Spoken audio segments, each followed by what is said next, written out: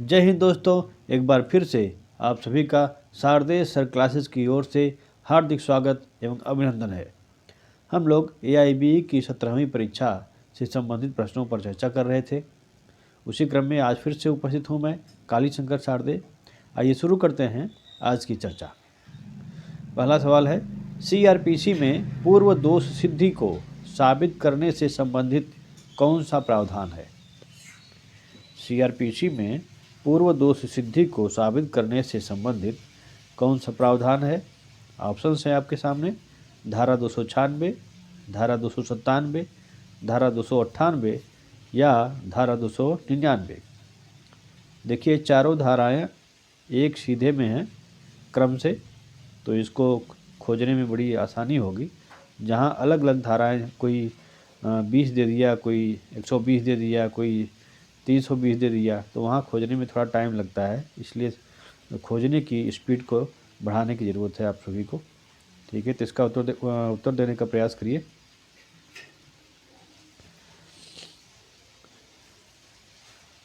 उत्तर है इसका सी, यानी कि धारा 298। अगला प्रश्न है, हिंदू विवाह अधिनियम की किस धारा के तहत किसी विवाह को शून्य घोषित किया जा सकता है?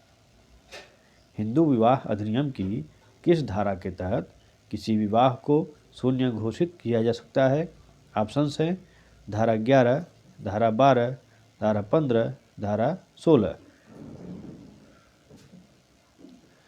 उत्तर देने का प्रयास करिए। कभी भी वीडियो देखिए तो कॉपी पेन के साथ बैठिए और कॉपी पे उत्तर देने का प्रयास करिए। यहाँ कमेंट में भी लिख सकते हैं आप आंसर को। इसका उत्तर है ए ऑप्शन, यानी कि धारा 11 में। ठीक है, धारा 11 के तहत किसी विवाह को शून्य घोषित किया जा सकता है। अगला प्रश्न देखते हैं, काजी अधिनियम 1980 की किस धारा के तहत नायब काजी के नियुक्ति किए जाने का प्रावधान किया गया है? काजी अधिनियम 1980 की किस धारा के तहत नायब काजी के नियुक्ति किए जाने का प्रावधान किया गया है? ऑप्शंस हैं, धारा 2, धारा 3, धारा 4 और धारा 5। इसका उत्तर देने का प्रयास करिए। इसका उत्तर है बी ऑप्शन, यानी कि धारा 3 के तहत। हिंदू विवाह अधिनियम निम्नलिखित में से किस पर लागू नहीं होता? ऑप्शंस हैं आपके सामने, बौद्ध धर्म, जैन धर्म, सिख धर्म या ईसाई धर्म। हिंदू विवाह अधिनियम निम्नलिखित में से किस पर लागू नहीं होता? उत्तर देने का प्रयास करिए, बहुत ही आसान प्रश्न है। इसका उत्तर है डी ऑप्शन, यानी कि ईसाई धर्म पर लागू नहीं होता। बाकी तीनों, बौद्ध, जैन और सिख पर हिंदू विवाह अधिनियम लागू होता है। अगला प्रश्न है, कच्छी मेमन अधिनियम 1938 किस तारीख को प्रवृत्त हुआ? कच्छी मेमन अधिनियम 1938 किस तारीख को प्रवृत्त हुआ? ऑप्शंस हैं, 1 अप्रैल 1938 को, 1 मई 1939 को, 1 नवंबर 1938 को, 1 दिसंबर 1938 को।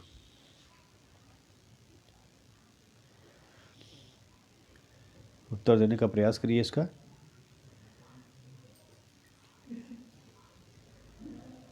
इसका उत्तर है सी ऑप्शन, यानी कि 1 नवंबर 1938 को कच्छी मेमन अधिनियम 1938 प्रवृत्त हुआ था। अगला प्रश्न है, हिंदू संपत्ति व्ययन अधिनियम को किस वर्ष अधिनियमित किया गया? हिंदू संपत्ति व्ययन अधिनियम को किस वर्ष अधिनियमित किया गया? ऑप्शंस हैं, 1914, 1915, 1916 और 1920।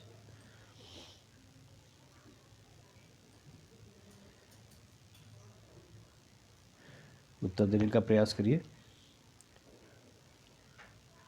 इसका उत्तर है सी ऑप्शन, यानी कि 1916 में अधिनियमित किया गया। अगला प्रश्न है, परक्राम में लिखित अधिनियम 1881 की किस धारा के तहत चेक को परिभाषित किया गया है? चेक को परक्राम में लिखित अधिनियम 1881 की किस धारा के तहत परिभाषित किया गया है? ऑप्शंस हैं आपके सामने, धारा 6, धारा 12, धारा 21 और धारा 32। उत्तर देने का प्रयास करिए इसका।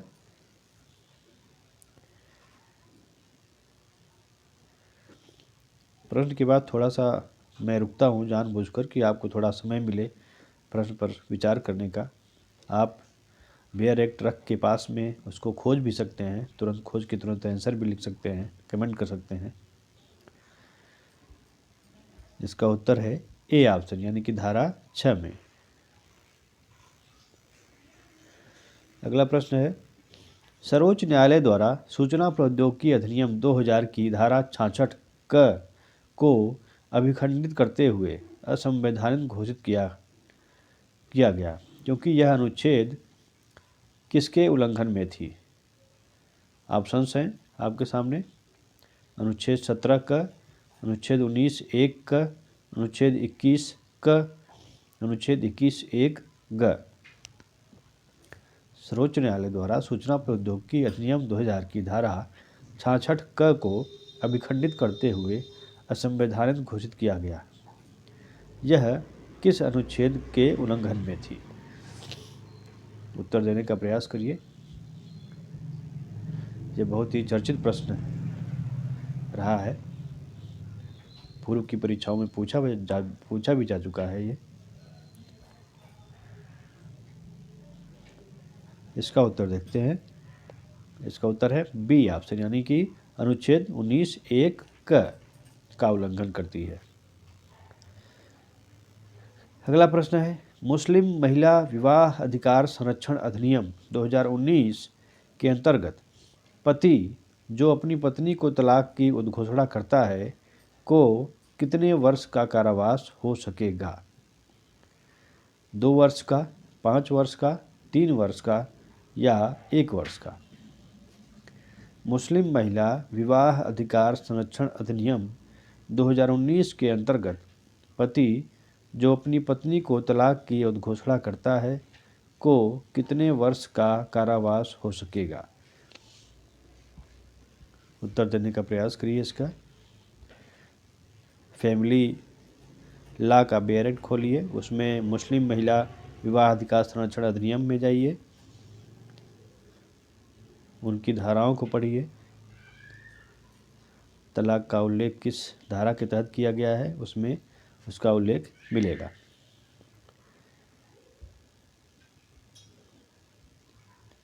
इसका उत्तर है सी ऑप्शन, यानी कि 3 वर्ष का कारावास हो सकेगा पति को।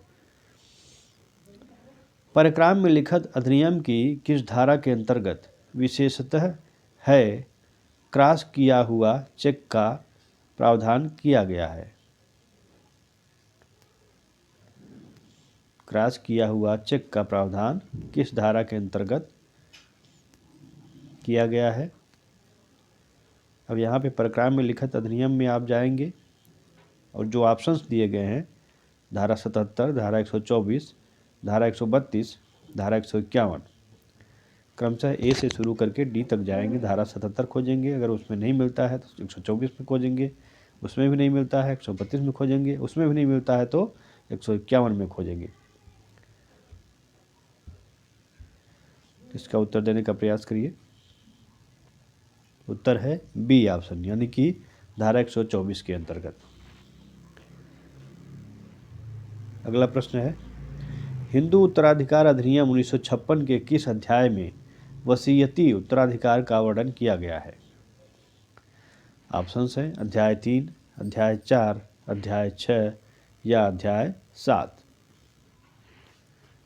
हिंदू उत्तराधिकार अधिनियम 1956 की किस अध्याय में वसीयती उत्तराधिकार का वर्णन किया गया है? ऑप्शंस आपके सामने हैं, उत्तर देने का प्रयास करिए।